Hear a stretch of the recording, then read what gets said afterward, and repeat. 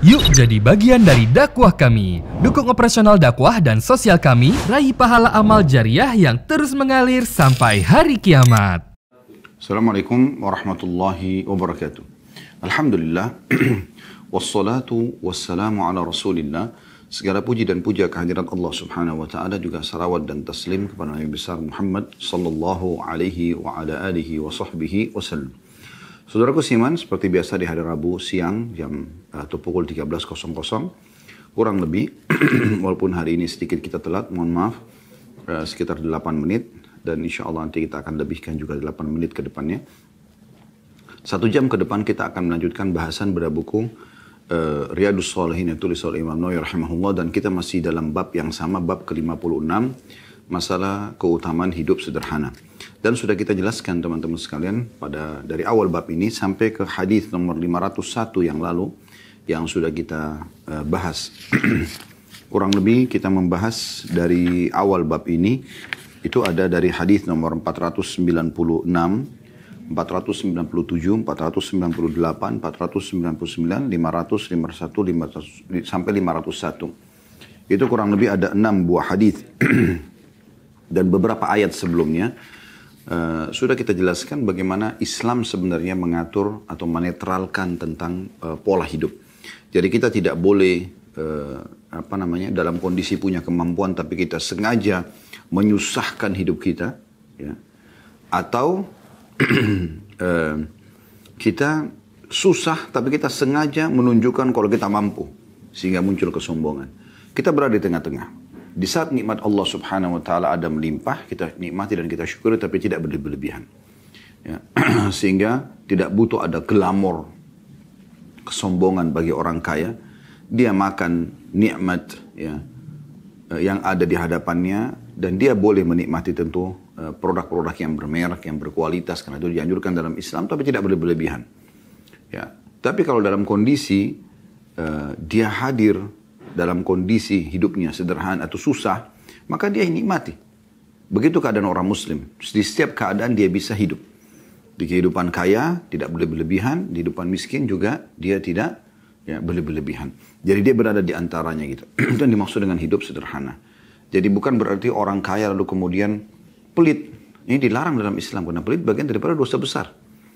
Ya, sebagaimana sudah kita sering singgung bagaimana riwayat-riwayat yang menjelaskan kalau Nabi SAW pernah menegur seorang sahabat yang penampilannya sangat kumuh, ya, kemudian beliau mengatakan, mana kau dari bekas nikmat Allah pada dirimu, ya, kan?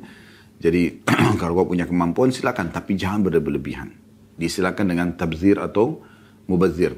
Dan kalau tidak ada, maka dia tetap menikmati. Kalau dia tidak punya sesuatu yang bermerek misalnya atau yang mewah, maka dia makan yang biasa. Dalam semua kondisi, walaupun dia susah, dia bisa hidup. Itu pola hidup seorang muslim. Dan kita akan menjelaskan pada kesempatan ini hadis nomor 502 dari awal kita belajar bagaimana baginda Nabi SAW memberikan gambaran kalau semua nikmat yang ada itu akan ditanyakan oleh Allah Subhanahu Wa Taala. Jadi kita ada nikmat, kita nikmati dan kita bersyukur, tapi tidak boleh berlebihan. Tidak ada nikmat, kita bersabar. Maksudnya tidak ada misalnya makanan atau minuman, kita bersabar sambil kita ikhtiar. Dan itu juga sebuah karunia yang luar biasa, karena sabar juga adalah tanda-tanda keimanan seseorang, gitu kan. Hadits nomor 502 berbunyi dari Abu Hurairah radhiyallahu anhu, beliau berkata, "Kharaja Rasulullah sallallahu alaihi wasallam dzata yaumin aw lailah, فإذا هو بأبي بكر وعمر رضي الله عنهما فقال ما أخرجكما من بيوتكما هذه الساعة قال الجوع يا رسول الله قال وأنا والذي نفسي بيده لأخرجني الذي أخرجكما فقام معه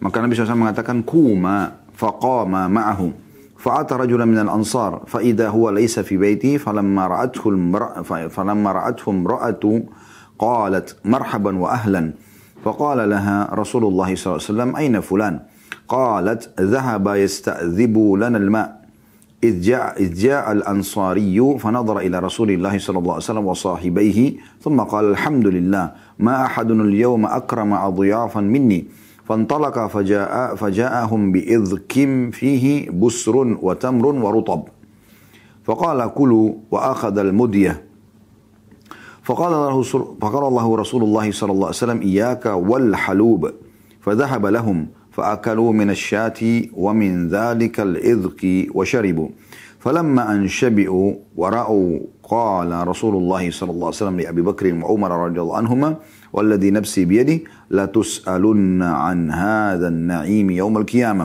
أخرجكم من بيوتكم الجوع ثم لم ترجعوا حتى أصابكم هذا النعيم.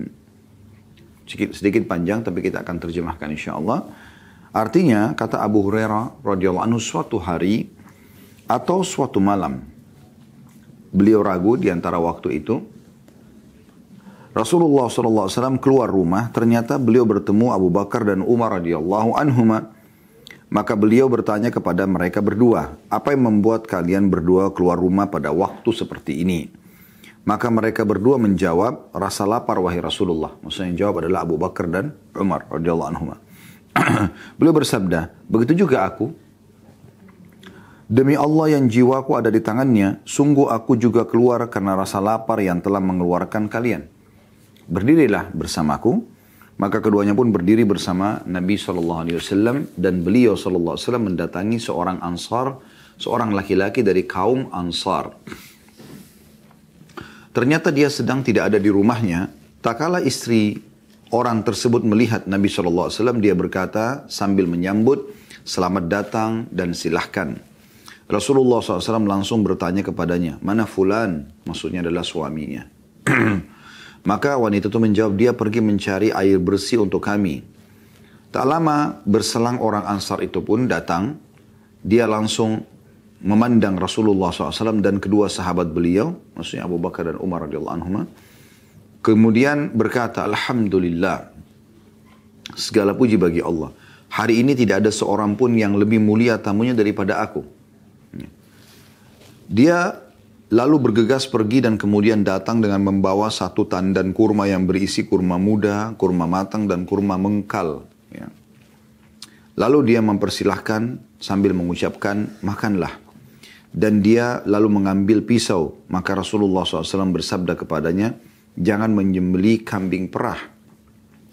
Dia pun menyembelih seekor kambing untuk mereka. Akhirnya mereka makan dari kambing itu. Dan dari tandan kurma serta minum.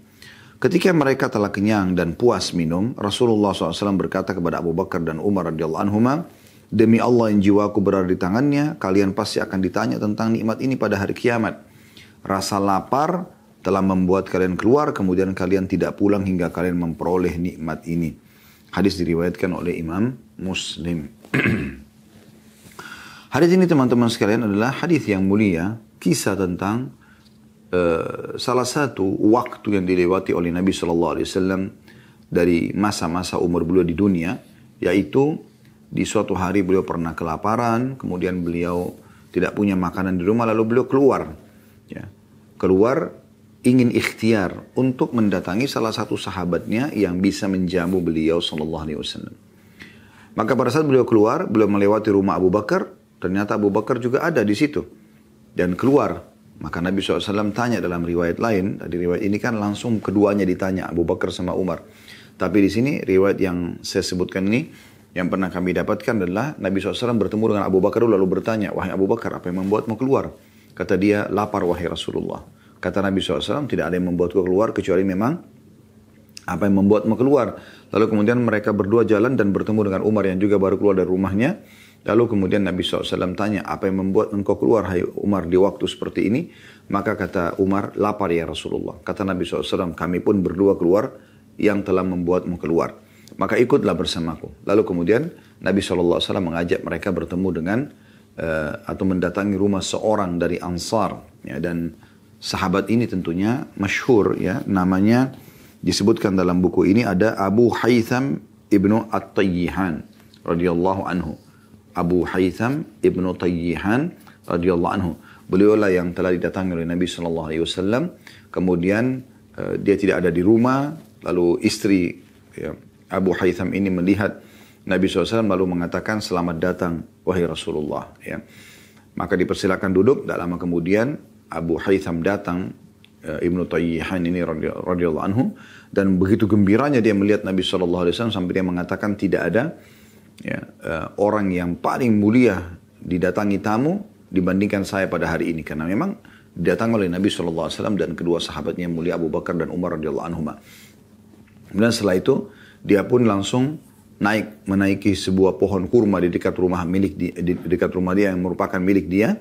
Kemudian dia memotong langsung salah satu tangkai yang berisi banyak kurma, dan dalam tangkai itu terdapat jenis-jenis kurma yang mengkal, yang setengah matang dan juga yang sudah matang.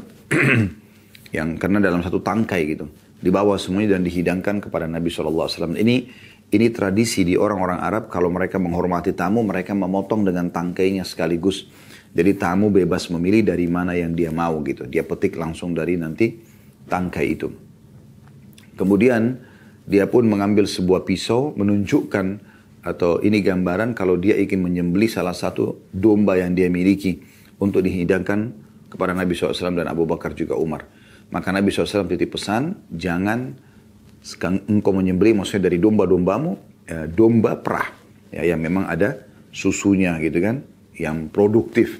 Artinya domba yang lain, domba yang masih kecil misalnya, atau domba yang lain ya.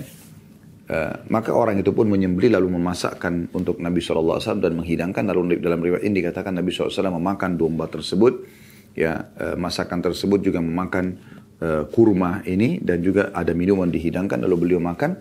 Setelah kenyang atau sampai kenyang, maka beliau berkata kepada Abu Bakar juga Umar secara khusus, dan juga memberikan gambaran kepada Abu Haytham dan istrinya bahwasanya ada sesuatu hukum yang perlu difahami setelah makan ini.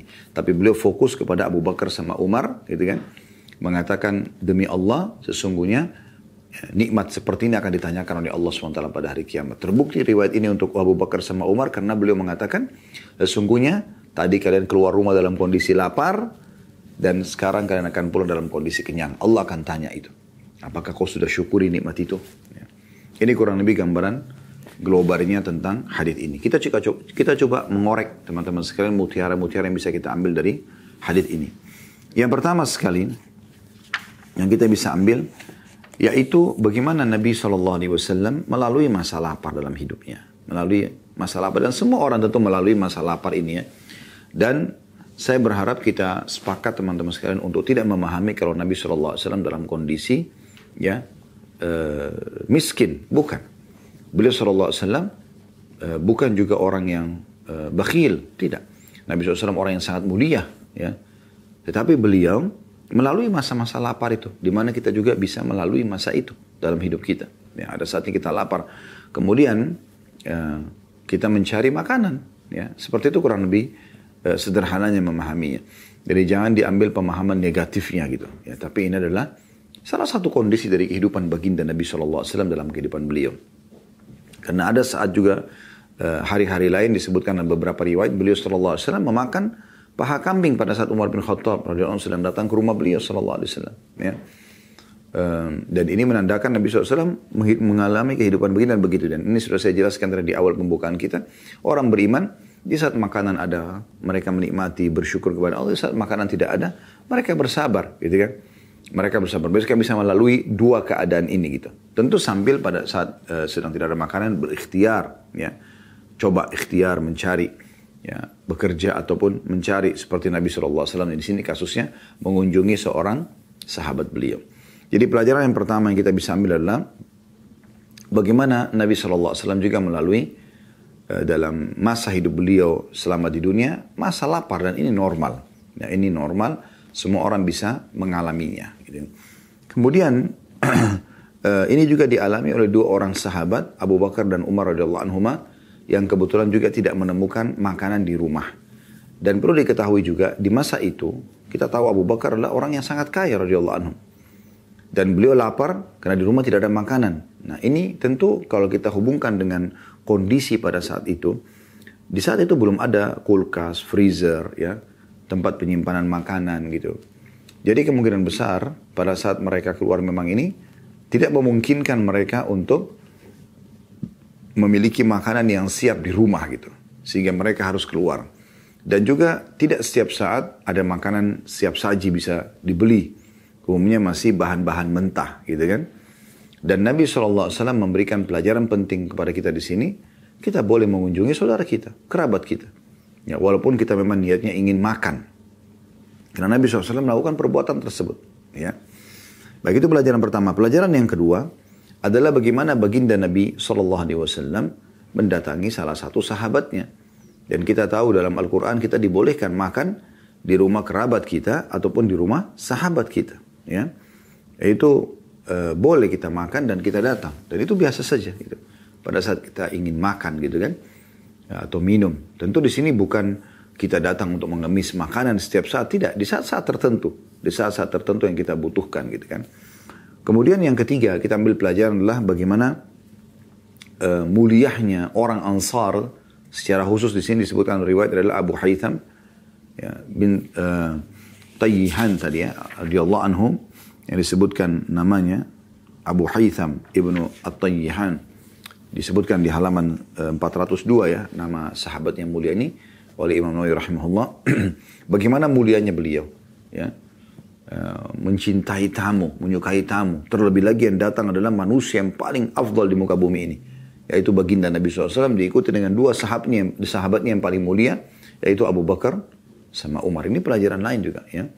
Bagaimana seorang muslim harusnya peduli sekali dengan masalah tamu. Karena kata Nabi SAW, man kana yu'minu billahi wal yawmil akhir falyukrim dhaifa.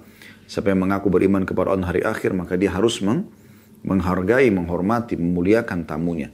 Bahkan tamu itu punya hak ya selama 3 hari ya untuk dijamu. Selebihnya adalah sedekah dari tuan rumahnya.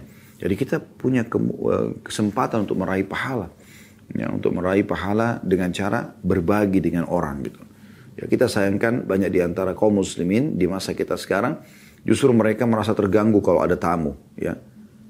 Atau misalnya tidak pernah sama sekali memuliakan, mendapatkan keutamaan memuliakan tamu minimal ya dengan menemui mereka, tegur sapa, apalagi kalau sampai menyiapkan makan dan minum.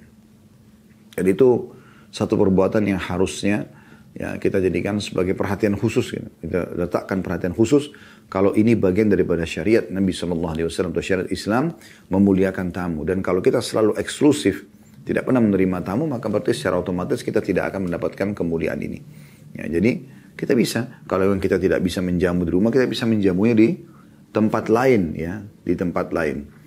Jadi ini termasuk bagian daripada yang dicontohkan oleh Nabi sallallahu alaihi wasallam.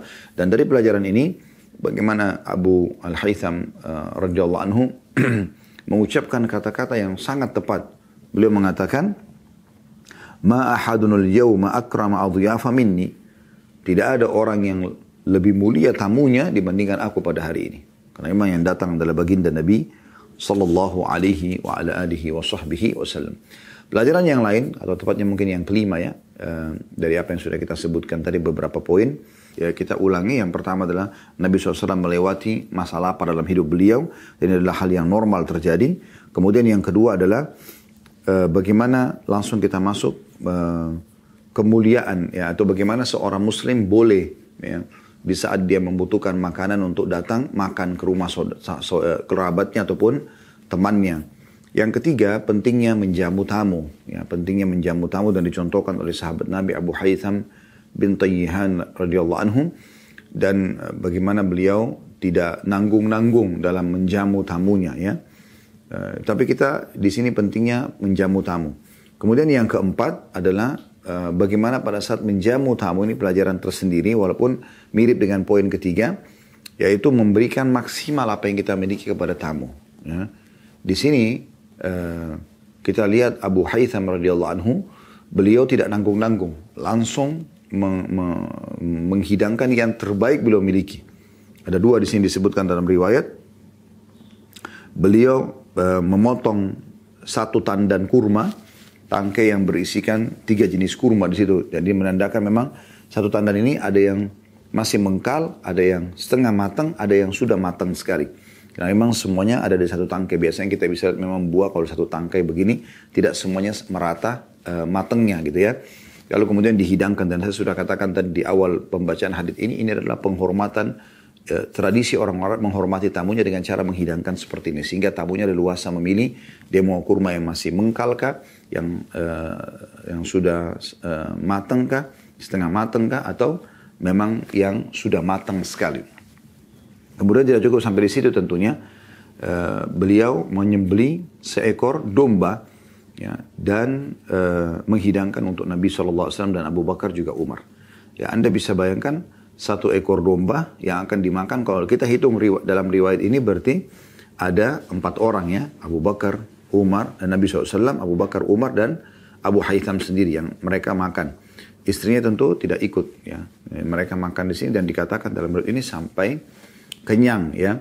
Berarti ini dianjurkan, mutiara yang keempat, pelajaran keempat, dianjurkan memberikan yang terbaik kepada tamu, ya. Dan saya melihat, saya pernah pribadi berapa kali mengunjungi rumah saudara kita Muslim. Ada di antara mereka yang menanyakan misalnya mau makan apa, mau minum apa misalnya, dingin atau panas. Ini satu adab yang baik, menawarkan seperti itu. Tapi ada juga beberapa rumah yang saya mengambil pelajaran subhanallah dari akhlak mereka. Mereka tidak menanyakan. Mereka mengeluarkan minuman panas, minuman dingin, apa yang mereka miliki mereka keluarkan semua tanpa menanyakan kepada tamu. Nanti tamu yang milih, mau minum yang panas atau yang dingin. Ya. Apa yang mereka punya dari snack, dari kue-kue, dikeluarkan semuanya. Sehingga tamu yang memilih. Dan ini bentuk kedermawanan yang luar biasa. Gitu. Jadi tidak perlu menanyakan.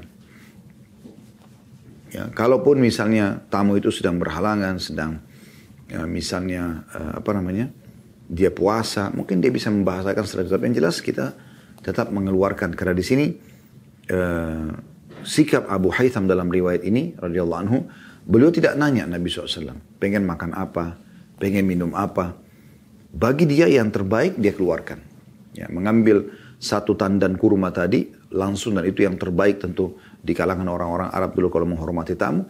Dan juga menyembelih seekor domba khusus untuk dihidangkan pada saat itu. Ini juga sebuah kemuliaan, dan sampai hari ini kami ketahui di sebagian teman-teman kami dulu yang tinggal di Madinah, mereka sangat menghormati seorang tamu kalau mereka sembelihkan seekor domba, ya, atau hewan.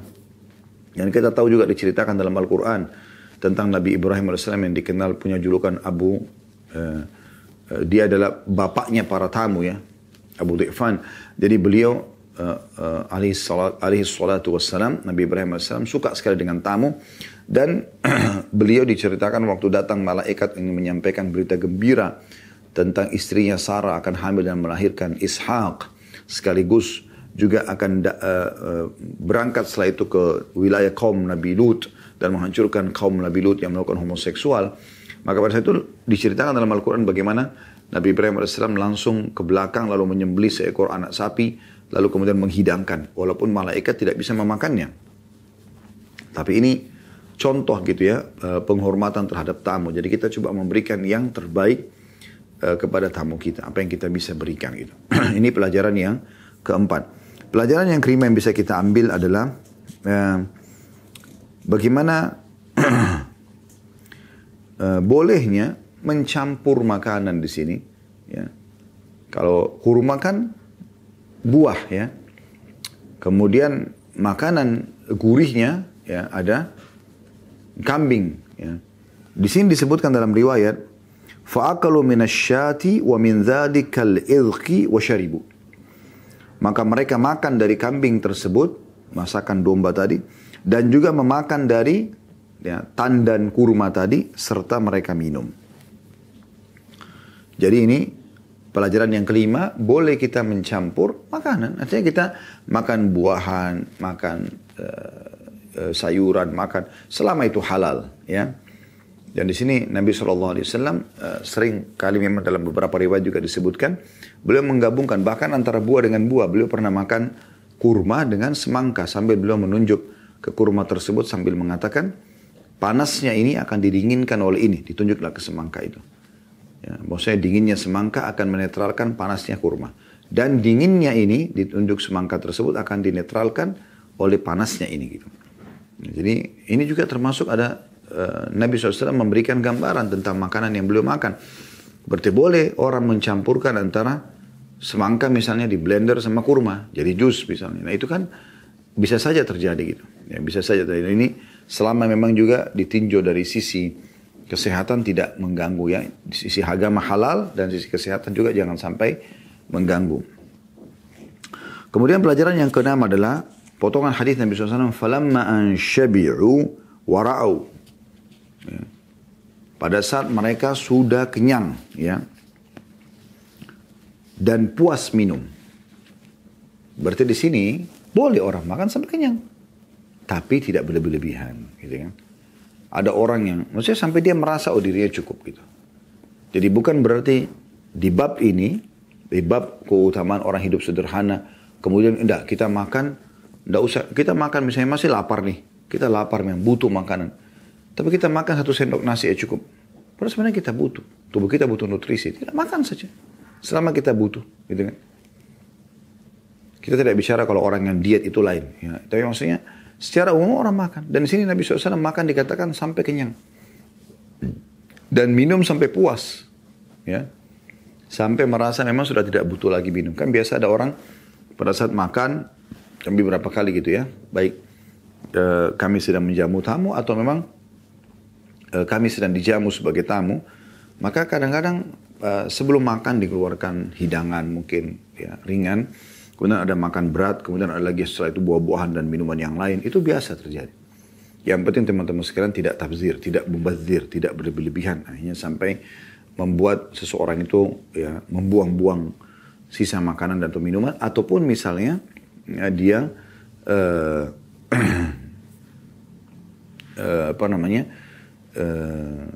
kekenyangan yang sampai membuat dia malas beribadah.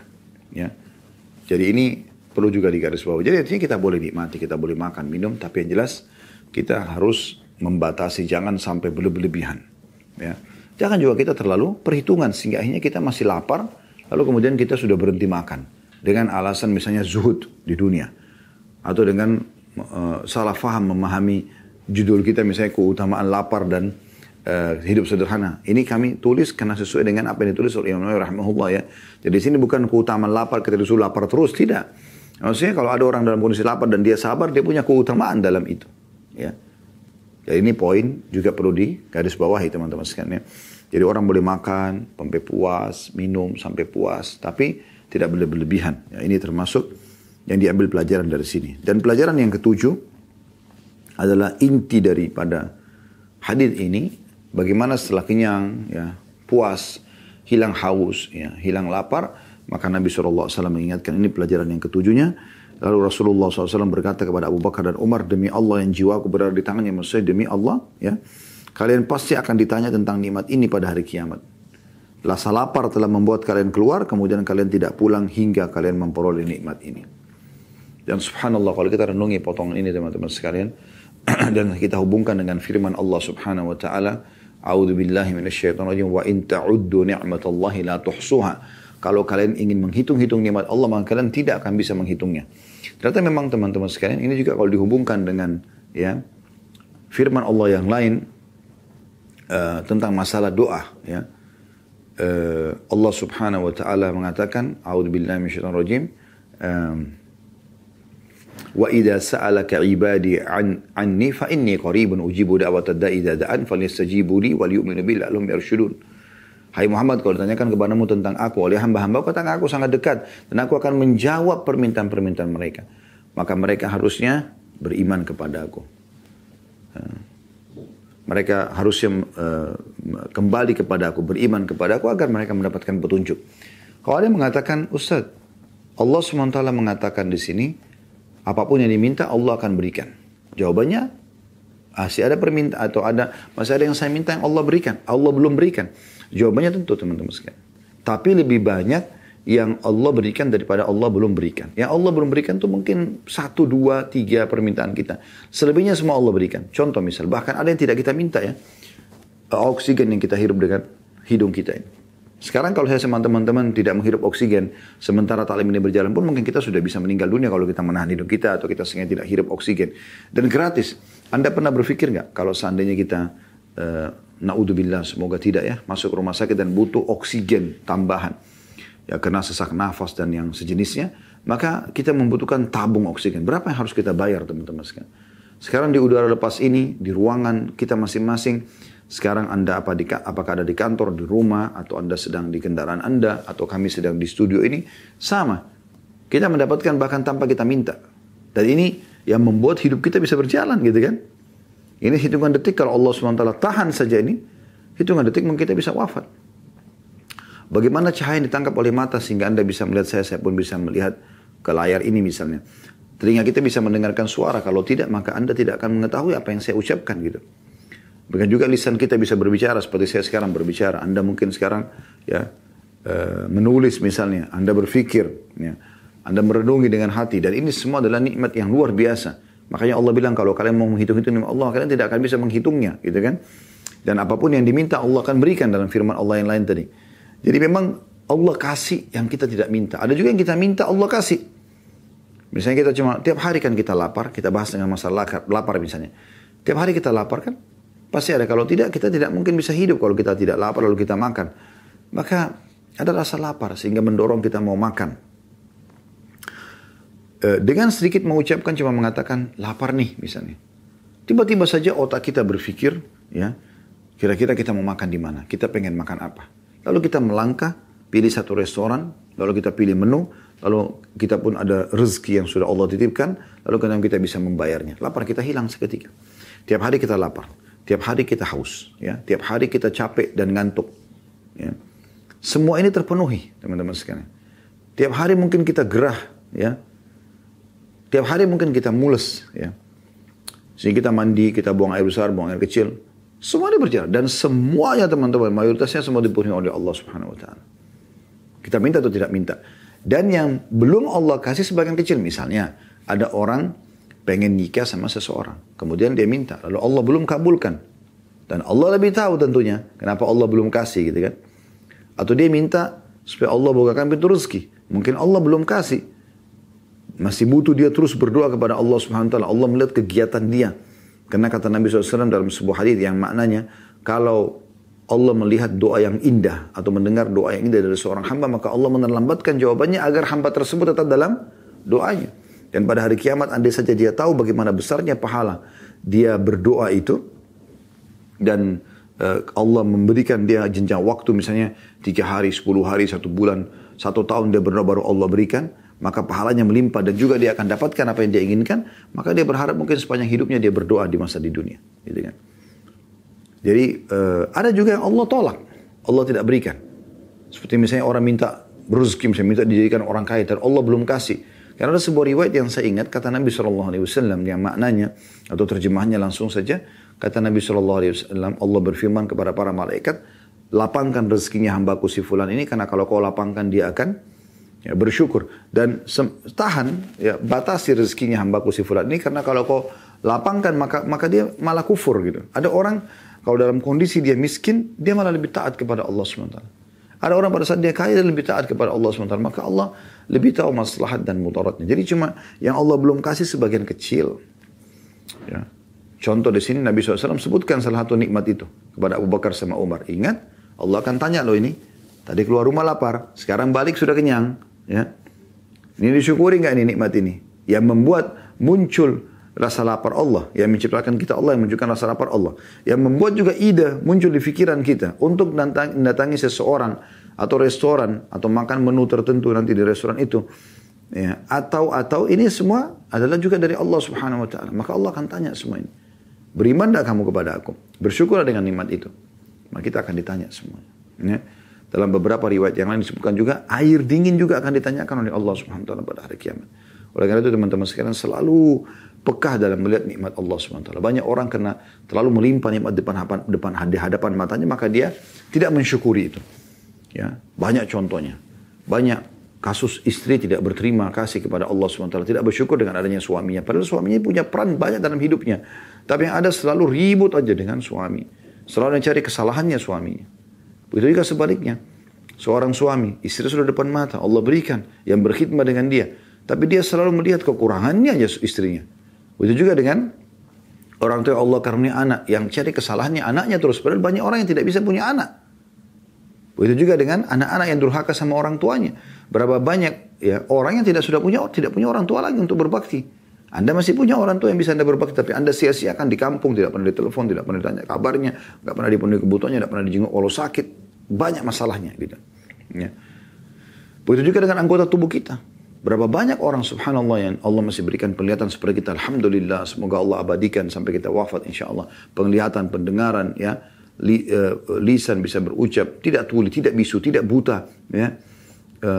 Rambutnya masih subur, ya, tubuhnya masih sehat. Banyak nikmat Allah SWT. Tapi karena nikmat ini setiap hari dia bisa rasakan, maka dia tidak menilainya. Tidak peka. Padahal kita harus peka, teman-teman. Anda bisa melihat saya sekarang atau melihat di layar ini. Ini sebuah nikmat yang luar biasa. Penglihatan Anda, berapa banyak orang yang buta. Coba Anda tutup mata Anda berapa detik aja. Anda ketipkan mata, Anda perhatikan. Bayangkan kalau Anda seperti ini. Gak bisa melihat. Maka syukuri nikmat mati itu, alhamdulillah. Telinga Anda bisa mendengar. Berapa banyak orang tuli gak bisa mendengar. Tidak tahu apa yang orang ucapkan. Ada orang bisu gak bisa bicara. Kita masih bisa mengucapkan, ya. Masih bisa memilih kosakata yang kita ingin ucapkan. Ada orang jari-jarinya tidak sempurna, kita masih sempurna, masya Allah, tabarakallah. Ya. Ada orang yang rambutnya masih subur, ya, tubuhnya masih sehat, masih berfungsi semua anggota tubuhnya. Alhamdulillah, nikmat yang besar. Dan terlalu banyak nikmat Allah yang luar biasa yang Allah berikan. Oleh karena itu jangan sampai kufur, teman-teman sekalian. Ya. Jangan sampai kufur kepada nikmat Allah subhanahu wa ta'ala. Dan pekalah dalam memahami masalah ini. Dan ketahuilah setiap nikmat itu akan ditanya oleh Allah subhanahu wa ta'ala pada hari kiamat. Maka kalau ada, Anda syukuri, ya, Anda nikmati, dan Anda juga berbagi kepada orang lain kalau memang Allah SWT berikan kelebihan. Dan kalau tidak ada, Anda bersabar tentunya. Baik saudaraku seiman, kita akan lanjutkan ke hadis yang kedua pada bahasan kita pada hari ini, yaitu urutan nomor 503. Masih di bab yang sama tentang keutamaan hidup sederhana tentunya. Hadis yang bermula dari Khalid bin Umair al-Adawi rahimahullah, ini seorang tabi'in, beliau berkata, khatabana Utbah bin Ghazwan wa kana amiran 'ala al-Basra fa hamidallah wa athna 'alayhi thumma qala amma ba'd fa inna ad-dunya qad azanat bi surmin wa wallat hadha'a wa lam yabqa minha illa subabatun ka subabatil ina'i yatasabbuha sahibuha wa innakum muntaqiluna minha ila dari la zawala laha fantakilu bi khairin ma bihadratikuم فإنه قد ذكر لنا أن الحجر يلقى من شفير جهنم فيهوي فيها 70 عاما لا يدرك لها قعرا والله لتملأن أفعجبتم ولقد ذكر لنا أن ما بين مسعرين من مساريع الجنة مسيرة 40 عاما ولا يأتين عليها يوم وهو كضيض من الزهام ولقد رأيتني سبعة مع رسول الله صلى الله عليه وسلم ما لنا طعام إلا ورق الشجرة حتى قرحت أشداقنا فالتقعت بردة فشققتها بيني وبين سعد بن مالك فاتزرت بنصفها واتزر سعد بنصفها فما أصبح اليوم منا أحد إلا أصبح أميرا على مصر من الأمصار وإني أعوذ بالله أن أكون في نفسي عظيما وعند الله صغيرا. Artinya, Khalid bin Umair al-Adawi rahimahullah, seorang tabi'in, menceritakan tentang kisah dia mendengarkan khutbah seorang sahabat yang bernama Utbah bin Ghazwan radhiyallahu anhum. Beliau mengatakan Utbah bin Ghazwan yang menjabat gubernur di Basra salah satu kota di Irak, pernah berkhutbah di depan kami. Dia memuji dan menyanjung Allah, kemudian berkata, amma ba'd, maknanya dan selanjutnya, sesungguhnya dunia ini telah memberitahukan kehancurannya dan berpaling dengan sangat cepat. Tidak tersisa dari umur dunia melainkan sedikit seperti sisa air dalam bejana yang dikumpulkan oleh pemiliknya. Sesungguhnya kalian akan pindah ke sebuah negeri yang tidak mengenal kebinasaan atau abadi. Maka berpindahlah kalian dengan berbekal kebaikan dari apa yang ada di hadapan kalian. Karena sungguhnya telah diberitakan kepada kami bahwa sebuah batu dilemparkan dari pinggir Jahannam, neraka Jahannam, kemudian meluncur selama 70 tahun belum sampai ke dasarnya. Demi Allah, neraka itu pasti akan diisi penuh. Apakah kalian merasa heran? Tanda tanya. Dan telah diberitahukan kepada kami bahwa jarak antara dua pintu gerbang dari pintu-pintu gerbang surga adalah sejauh perjalanan 40 tahun. Dan suatu hari nanti ia akan penuh sesak oleh orang-orang yang memasukinya. Sungguh aku telah menyaksikan diriku orang ketujuh dari ketujuh orang bersama Rasulullah SAW. Waktu itu kami tidak memiliki makanan sama sekali kecuali hanya daun-daun pohon sampai bibir kami terluka. Kemudian saya mendapatkan satu potong kain burda. Saya membelahnya menjadi dua antara aku dan Sa'ad ibn Malik. Saya bersarung dengan separuhnya dan Sa'ad juga bersarung dengan separuhnya. Tapi masing-masing dari kami sekarang telah menjadi gubernur pada salah satu wilayah. Sesungguhnya aku berlindung kepada Allah. Jangan sampai dalam pandangan diriku aku ini besar, tapi kecil di sisi Allah. Hadis ini diriwayatkan oleh Imam Muslim. Tentu hadis sebelumnya juga hadis nomor 502 diriwayatkan oleh Imam Muslim ya. Riwayat ini teman-teman sekalian riwayat yang agung dan mulia. Tentang cerita seorang sahabat. Utbah bin Ghazwan radhiyallahu anhu. Pada saat menjabat menjadi gubernur di Basra, di salah satu kota di Irak. Beliau menceritakan di khutbahnya itu, bagaimana memberikan kesadaran kepada kaum muslimin tentang beberapa hal. Yang pertama, tentang dunia ini. Kalau dunia ini yang banyak orang bersaing karenanya, ya, berperang, sikut-sikutan, ya, saling menggibah, memfitnah, menjatuhkan, ini sebenarnya ya, dia sudah mengiklankan masa tuanya dan kebinasaannya. Dan juga ya, dia sudah akan pergi. Di sini dikatakan tentu dia akan pergi dengan cepat ya. Dan umurnya tersisa hanya seperti air yang tersisa di bejana pemiliknya. Anda bisa lihat kalau bejana sudah diminum beberapa kali dan sisa sedikit. Berapa tetes aja di dalamnya. Maka beliau menggambarkan begitu umurnya dunia sekarang. Tadinya penuh bejana tapi sudah dipakai. Sudah miliaran tahun. Ya. Jadi sudah ya, tersisa cuma seperti tetesan air sedikit. Artinya untuk apa kalian mau bersaing untuk urusan dunia ini?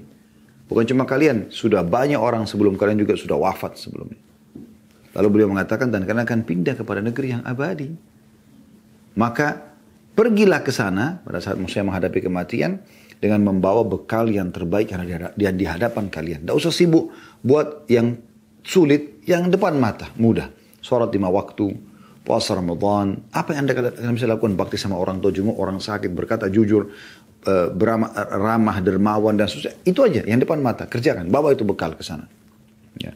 Dan ketahuilah, beliau mengingatkan, setelah mengingatkan masalah dunia dan pentingnya orang menuju ke akhirat kepada kehidupan abadi membawa bekal yang terbaik, beliau mengatakan, telah sampai kepada kami kalau neraka itu sangat dalam. Ini sudah cukup menggambarkan bagaimana dahsyatnya neraka itu, gitu kan? Ini sudah kita bedah panjang lebar di bahasan buku Rasulullah SAW, cerita tentang surga dan neraka, dan sering kami ucapkan 30 pasal sekian ada di playlist YouTube. Anda bisa lihat bagaimana secara terinci kami bahas tentang masalah neraka, tentu dengan izin Allah SWT. Kami hanya membacakan saja, gitu kan? Kalau Anda mendapatkan hidayah karena itu, alhamdulillah, itu dari taufik.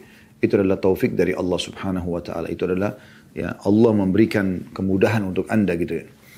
Nah, di sini dikatakan salah satu riwayat tentang neraka itu adalah sesungguhnya dalamnya itu lebih dalam dari 70 tahun. Karena ada batu yang dilempar dari pintu utama neraka, paling atasnya, itu melayang-layang 70 tahun belum sampai ke dasarnya. Beliau ingin menyampaikan sebenarnya titip pesan yang diancamkan oleh Allah kepada kalian itu adalah sesuatu yang dahsyat.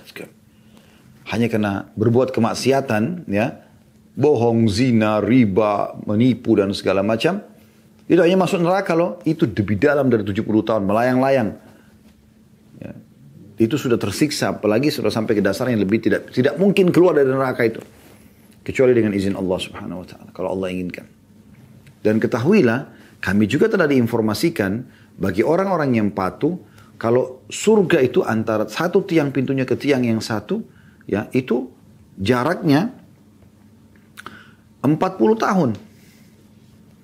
Dan ketahuilah, neraka itu akan penuh dengan orang-orang yang durhaka, dan surga juga akan dipenuhi terdesak sampai terdesak atau saling berdesakan, orang akan masuk ke dalam surga. Maksudnya saking banyaknya orang yang masuk ke dalam surga itu. Karena Nabi SAW sebutkan dalam hadis yang lain yang beliau ingin singgung di situ adalah antara dua tiang pintu gerbangnya surga itu akan 40 tahun dan akan penuh manusia masuk dari pintu gerbang yang luas itu. Semoga Allah SWT jadikan kita termasuk ahli surga ini tanpa hisab. Semoga Allah selamatkan dari api neraka. Allahumma amin.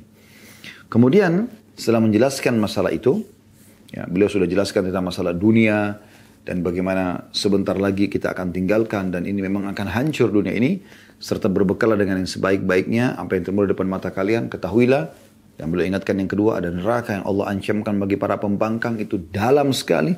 Batu aja dilempar 70 tahun melayang belum sampai ke dasarnya, maka itu tempat siksaan yang sangat luar biasa. Ya. Kemudian juga bagi orang yang taat ada surga.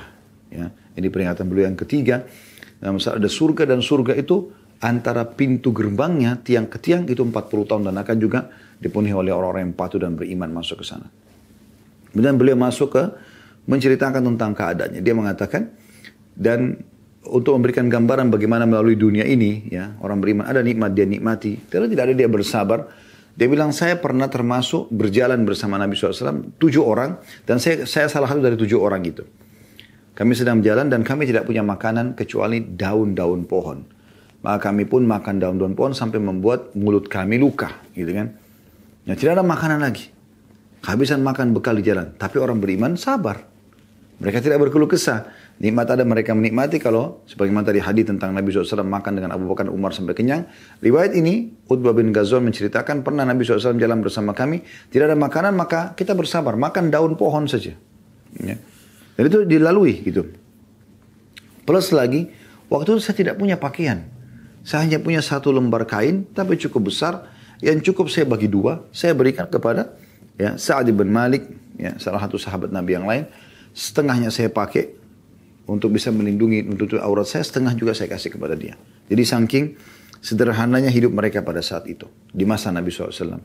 Dan beliau mengatakan, subhanallah, Allah mengubah keadaan itu yang tadinya kami hidupnya biasa, sederhana sekali, ya, dan tidak ada satu orang pun di antara kami, maksudnya para sahabat Nabi yang 7 orang itu yang hidup bersama, yang jalan sama Nabi dan makan daun pada saat itu, kecuali sudah menjadi gubernur di wilayah masing-masing. Artinya Allah balik sekarang keadaan bisa punya jabatan, menjadi pemimpin masyarakat gitu kan. Dan gubernur tentu makanannya akan ada, tempat tinggalnya akan ada, fasilitasnya ada gitu kan. Lalu kata beliau titip pesan terakhir, dan aku berlindung kepada Allah jangan sampai aku menjadi besar dalam diriku, merasa aku ini orang yang paling faham tentang agama, paling dekat dengan Rasulullah SAW. Kemudian juga termasuk orang yang yang sekarang gubernur, maka aku punya kejabatan, jangan sampai aku jadi besar dalam diriku, tapi aku kecil di sisi Allah Subhanahu Wa Taala. Ini kurang lebih globalnya makna hadis ini. Kita coba ambil mutiara dari hadis ini teman-teman sekalian. Yang pertama adalah bagaimana ya kesolehan Utbah bin Ghazwan radhiyallahu anhu dan bagaimana beliau pada saat menjabat menjadi gubernur, beliau bukan ya malah meninggalkan kewajibannya sebagai sahabat Nabi yang sudah belajar agama untuk berdakwah. Nah, seorang muslim harus tahu kita ini semua adalah marketing, ya tanda kutip sini kita ini semua adalah marketing. Kita sedang punya produk Islam, ya yang berisikan Al-Quran dan Sunnah Nabi SAW yang kita pasarkan, kita tawarkan kepada orang dan kita jadikan juga sebagai produk unggulan kita yang kita juga menggunakan, gitu kan? Berdasarkan Al-Quran, berdasarkan hadis Nabi SAW. Kemudian ya kita pun juga mengajarkan kepada orang lain ya supaya kita mendapatkan pahala karena Nabi SAW bersabda kepada Ali bin Abi Thalib pada saat memerintahkan untuk menyerang benteng Khaybar, ketahuilah Ali, ketahuilah tawarkan kepada mereka Islam dulu ya. Dan kalau seandainya ada satu orang yang dapat hidayah karena kamu ya, karena engkau tawarkan Islam, maka itu lebih baik daripada unta merah ya. Karena setiap amal ibadah yang dia kerjakan setelah dapat hidayah, yang menyampaikan itu akan panen pahalanya, gitu kan? Begitu juga kalau mereka nolak baru jizyah, kalau mereka tolak baru kemudian diperangi, gitu kan? Tapi di sini kita bisa panen pahala dari orang-orang di hadapan kita, ya kalau kita memaksimalkan untuk mendakwahi mereka. Dan ini pelajaran pertama bagaimana kesolehan Utbah bin Ghazwan radhiyallahu anhu, dan beliau walaupun menjabat sebagai gubernur, beliau menggunakan justru jabatannya itu untuk berdakwah ke jalan Allah Subhanahu wa taala. Betapa indahnya kalau seorang presiden, raja, menteri, ya, gubernur, wali kota, bupati, siapa saja yang Allah berikan amanah ini, kemudian mereka menyampaikan pesan-pesan ilahi yang mereka ketahui kepada masyarakatnya, kepada orang yang sedang dibimbing. Ingatkan tentang masalah kewajiban mereka menjaga ibadah kepada Allah SWT, meninggalkan apa yang Allah haramkan. Ini luar biasa karena orang akan mendengarkan mereka. Mereka punya jabatan. Ya, mereka punya jabatan. Beda dengan kalau seorang masyarakat biasa yang tidak punya jabatan, tidak dikenal di masyarakat, lalu kemudian ngomong. Mungkin orang tidak dengar gitu. Ya. Pelajaran yang kedua adalah bagaimana Utbah bin Ghazwan radhiyallahu anhu menyampaikan pesan-pesan yang luar biasa. Ya. Pesan beliau yang pertama adalah tentang masalah dunia ini. Ya. Dan ini pelajaran yang kedua dari kita bisa melihat hadis tentang masalah dunia. Kalau teman-teman sekalian, dunia ini ya, sudah terlalu banyak manusia, miliaran jumlahnya sebelum kita, lebih tampan, lebih cantik, lebih kekar, lebih putih, lebih semuanya. Mana mereka semua? Dalam tanah, udah wafat. Saya dan Anda pun akan seperti itu. Sadari ini teman-teman sekalian. Sehingga jangan selalu dunia ini menjadi sebuah sumber yang dijadikan sebagai target yang seakan-akan kita tidak akan tinggalkan. Demi Allah teman-teman sekalian, sebagaimana kita lahir tidak berlapiskan satu kain pun dan akhirnya kita dibungkus dengan satu selimut oleh suster di rumah sakit atau oleh ibu kita misalnya atau ibu bidan, maka kita pada saat meninggal juga sama. Baju ini, ya, jam tangan ini, celana ini dan seterusnya, kopiah ini, apa saja, rumah Anda, tas Anda, sepatu Anda, pekerjaan Anda, jabatan Anda, penghargaan Anda yang banyak menumpuk Anda taruh dan pajang di sebuah lemari, ya, tidak akan dibawa mati. Tidak akan dibawa mati. Kita hanya akan kembali kepada Allah SWT dengan satu lembar kain kafan. Ya. Atau 2 lembar kain kafan kalau laki-laki dan 5 lembar kain kafan kalau perempuan untuk menutupi auratnya. Itu saja. Ya. Bahkan kata Abu Bakar al-Anu, jangan bermewah-mewah dalam kain kafan karena dia akan cepat punah. Gitu. Begitulah keadaan orang beriman. Dunia akan kita lalui teman-teman sekalian. Maka laluilah dengan sesuatu yang baik-baik saja. Kalau Anda ingin tahu teman-teman sekalian saya ini baik atau tidak, Anda mau muhasabah, introspeksi diri, maka coba Anda bayangkan kalau Anda meninggal saat ini. Kira-kira orang sekitar Anda akan bicara apa? Anda baik atau Anda buruk? Kalau Anda yakin mereka akan ucapkan baik, oh si fulan itu, oh Masya Allah orang itu dermawan, orang itu sholat yang tutup aurat, orang itu begini dan begitu. Maka pastikan berarti Anda orang baik insya Allah. Tapi kalau Anda meninggal sekarang, orang akan mengatakan, oh syukur si fulan itu mati. Karena dia memang tidak sholat, suka ganggu orang, gosipin orang dan segala macam. Berarti Anda orang buruk. Sampai pernah juga ditanya oleh seorang tabi'in, oleh seorang khalifah pada saat itu. Dia bilang, di mana kira-kira saya? Saya ini termasuk orang apa? Kata dia, pertemukan diri Anda dengan firman Allah SWT. Ya. Innal abrar lafi na'im, wa innal fujara lafi jahim. Orang-orang yang abrar, yang patuh akan masuk dalam surga. Orang-orang yang fujar, suka melanggar akan masuk neraka. Anda lebih tahu dari Anda, wahai Amir Mu'minin. Anda lebih tahu dari Anda, wahai pembina orang-orang beriman. Waktu itu raja, Anda lebih tahu dari Anda. Apakah Anda termasuk abrar, orang yang patuh sama Allah selama ini, sehingga Anda nanti pada saat meninggal akan masuk surga, atau memang Anda sekarang melanggar hukum Allah SWT, menzalimi orang, tidak mengerjakan perintah-perintah Allah, maka Anda akan masuk ke jahim, ke neraka jahanam. Maka semua orang harus menyadari masalah ini. Dunia ini bukan tempat, bukan target kita, tapi kita adalah akhirat. Ini pelajaran yang luar biasa yang disampaikan oleh beliau, dan beliau mengatakan, ketahuilah, apapun yang kalian kejar dunia ini, cuma tersisa seperti tetesan-tetesan air yang sedikit di bejana seseorang yang sudah diminum mayoritasnya. Pelajaran yang ketiga, beliau mengingatkan tentang masalah neraka. Bahwasanya ada ancaman yang berat loh bagi orang-orang yang meninggalkan atau melakukan pelanggaran-pelanggaran agama. Pasti mereka akan disusahkan nanti di akhirat. Dan itu penyesalan abadi orang masuk neraka. Penyesalan abadi. Ya. Anda coba ambil korek. Saya sudah sering kasih contoh ini. Korek gas biasa. Kalau Anda bakar ibu jari Anda ini, jempol Anda, hitungan detik saja, maka sudah cukup membuat dia memar. Kalau Anda biarkan 1 menit mungkin bisa matang, luka bakar. Anda harus operasi. Itu baru sebentar. Bagaimana teman-teman sekalian kalau ruangan yang Anda ada sekarang ini semuanya penuh dengan api. Dan suhu panasnya, kata Nabi SAW, neraka itu ya 70 kali lipat, 69 kali lipat dari panasnya api dunia. Ya. Karena kata Nabi SAW, api kalian ini sebenarnya salah satu bagian dari 70 bagian api neraka, api akhirat.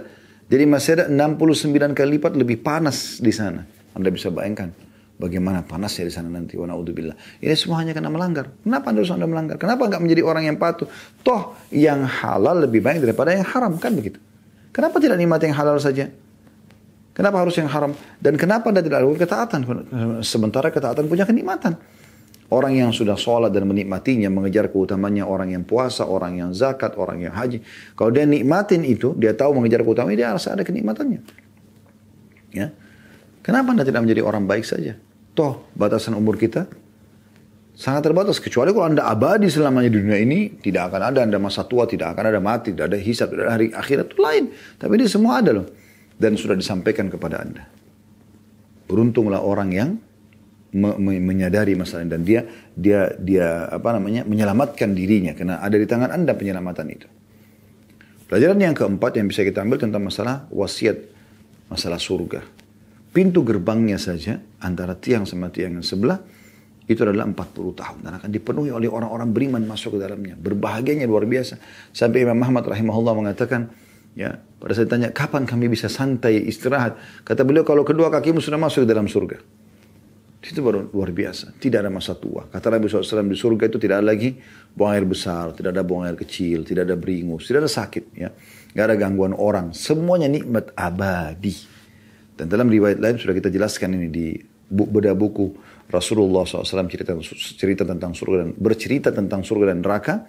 Di bab tentang surga itu ada penyebutan. Kalau orang yang paling rendah derajatnya di surga akan didampingi, ya akan ditemani oleh 10.000 pelayan. 10.000 pelayan.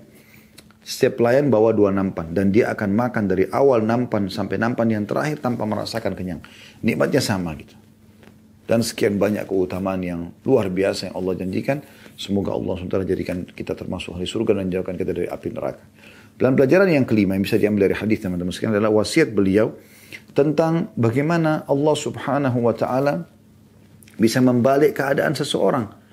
Beliau menggambarkan bagaimana saya dulu hidup bersama Nabi SAW. Saya pernah 7 orang jalan dan kami tidak punya makanan kecuali ya daun. Sampai membuat mulut kami luka. Orang makan daun. Tidak ada makanan lain untuk membuat supaya lapar hilang. Gitu kan. Tapi pada hari ini, pada saat saya sedang khutbah kata beliau, Utbah bin Ghazwan radhiyallahu anhu, saya sedang menjadi gubernur. Dan 7 orang itu, 6 orang selain saya pun semua jadi gubernur di wilayah masing-masing. Artinya Allah balik keadaan kami. Allah berikan kepada kami nikmat-nikmat ini, gitu kan? Setelah kami bersabar dalam cobaan, Allah berikan nikmat itu. Karena Allah mengatakan dalam Al-Quran, fa inna ma'al usri yusra, di setiap kesulitan ada kemudahan gitu. Dan beliau mengatakan, ini wasiat yang terakhir dari beliau dan ini juga pelajaran kita yang ke-6 yang penutupan insyaallah, yaitu beliau mengatakan dan aku berlindung kepada Allah, jangan sampai aku menjadi besar dalam diriku dan aku kecil di sisi Allah SWT. Ini berbahaya sekali. Dia selalu berbangga-bangga, sombong dengan dirinya seakan-akan dia semua yang menjadi yang murni mendapatkan semua ini, padahal sebenarnya Allah SWT yang memberikan, maka dia dipandang kecil dan hina di sisi Allah Subhanahu wa taala. Maka kita harusnya minta agar kita justru diagungkan oleh Allah Subhanahu wa taala, dijadikan sebagai wali-walinya dan justru kita menjadi kecil dalam diri kita, ya. Orang yang beriman kepada Allah Subhanahu wa taala akan melihat makin besar nikmat Allah, maka dia merasa makin kecil dirinya, ya. Makin luas ilmunya, makin luas rezekinya, makin tinggi jabatannya, dia makin merasa bagaimana ini saya bertanggung jawabkan depan Allah hari kiamat. Jadi dia makin justru berhati-hati. Nah itu orang yang beriman kepada Allah Subhanahu wa taala. Semoga Allah jadikan kita termasuk orang-orang ini insyaAllah. Baik, ini yang kita bisa bahas pada kesempatan ini insyaAllah bi'idnillahi ta'ala.